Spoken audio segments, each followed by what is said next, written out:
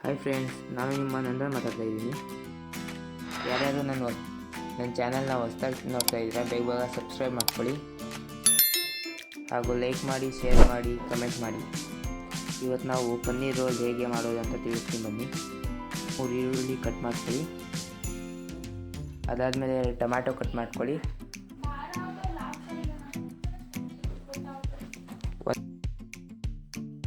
ಒಂದು capsicum cut ಮಾಡ್ಕೊಳ್ಳಿ.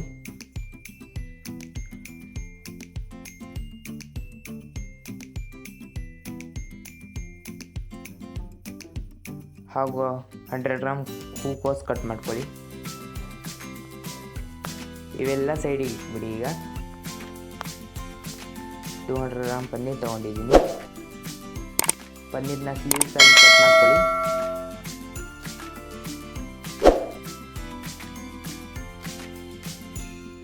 Cut ಮಾಡ್ಕೊಂಡಾದಮೇಲೆ ಒಂದು ಬೌಲ್ ತೊಗೊಳ್ಳಿ. ಬೌಲಲ್ಲಿ ಪನ್ನೀರ್ ಹಾಕಿ ಹಾಗೂ ಖಾರದ ಪುಡಿ ಹಾಕಿ, ಸ್ವಲ್ಪ ಸಾಲ್ಟ್ ಹಾಕಿ ಹಾಗೂ ಧನಿಯಾ ಪುಡಿ ಹಾಕಿ, ಗರಂ ಮಸಾಲ ಹಾಕಿ, ಚಿಕನ್ ಮಸಾಲ ಹಾಕಿ, ಪೆಪ್ಪರ್ ಪೌಡ್ರು ನಿಮ್ಮ ಆಪ್ಷನ್ನು. ನಾನಿಲ್ಲಿ ಬಳಸಿಲ್ಲ ಪೆಪ್ಪರ್ ಪೌಡರ್, ನಿಮ್ಮ ಆಪ್ಷನ್ ಅದು. ಈ ಕಡೆ ಚಪಾತಿ ಮಾಡ್ಕೊಳ್ಳೋಣ ಬನ್ನಿ. 100 ಗ್ರಾಮ್ ಮೈದಾ ತೊಗೊಂಡಿದ್ದೀನಿ ನಾನು. ವಿಡಿಯೋ ಮಾಡೋಕ್ಕಾಗಿಲ್ಲ ಫ್ರೆಂಡ್ಸ್, ನಿಮಗೆಲ್ಲ ಗೊತ್ತಿರುತ್ತಲ್ಲ ಚಪಾತಿ ಮಾಡೋದು, ಹಂಗಾಗಿ ವಿಡಿಯೋ ಏನು ಮಾಡಲಿಲ್ಲ. ಅದಾದಮೇಲೆ ಒಂದು ಬಾಣಲಿ ತಗೊಳ್ಳಿ. 2 ಸ್ಪೂನ್ ಆಯಿಲ್ ಹಾಕಿ. ಫಸ್ಟು ಬಾಣಲಿಲಿ 2 ಸ್ಪೂನ್ ಆಯಿಲ್ ಹಾಕಿದ್ಮೇಲೆ ಅದು ಬಿಸಿ ಆದಮೇಲೆ ಪನ್ನೀರ್ ಹಾಕಿ.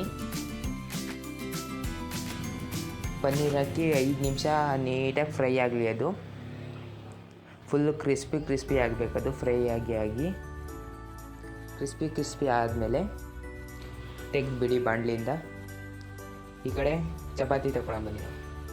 ಈಗ ಚಪಾತಿ ಮೇಲೆ ಮಯೋನೀಸ್ ಹಾಕಿ, ಟೊಮ್ಯಾಟೊ ಸಾಸ್ ಹಾಕಿ ಹಾಗೂ ಚಿಲ್ಲಿ ಸಾಸ್ ಹಾಕಿ 3 ಮ್ಯಾರಿನೇಟ್ ಮಾಡ್ಕೊಳ್ಳಿ. ಸ್ಪ್ರೆಡ್ ಮಾಡ್ಕೊಳ್ಳಿ. ಮ್ಯಾರಿನೇಟ್ ಅಲ್ಲ, ಸಾರಿ.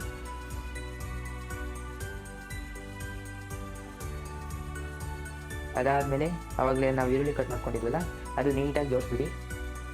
ನಾನು ಇಲ್ಲಿ ವಿಡಿಯೋದಲ್ಲಿ ಹೆಂಗೆ ಮಾಡೀನಿ ಆ ಥರ ಜೋಡಿಸಿ. ಅದಾದಮೇಲೆ ಟೊಮ್ಯಾಟೊ ಹಾಕಿ, ಅದಾದಮೇಲೆ ಹೂಕೋಸು ಹಾಕಿ, ಅದ್ರ ಮೇಲೆ ಕ್ಯಾಪ್ಸಿಕಮ್ ಹಾಕಿ. ಇಷ್ಟು ಆದಮೇಲೆ ಮೇಲ್ಗಡೆ ಪನ್ನೀರ್ ನೀಟಾಗಿ ಜೋಡಿಸ್ಬಿಡಿ. ಪನ್ನೀರ್ ಫ್ರೈ ಯಾವಾಗಲೇ ಮಾಡ್ಕೊಂಡಿದ್ದೀವಲ್ಲ, ಅದು ನಾವು ನೀಟಾಗಿ ಜೋಡಿಸ್ಬಿಡಿ. ಆಮೇಲೆ ಅದ್ರ ಮೇಲೆ ಸ್ವಲ್ಪ ಲೆಮನ್ ಹಾಕ್ಬಿಡಿ.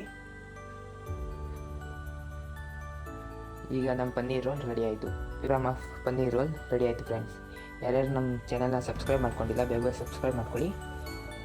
Thank you for the watching. Thank you.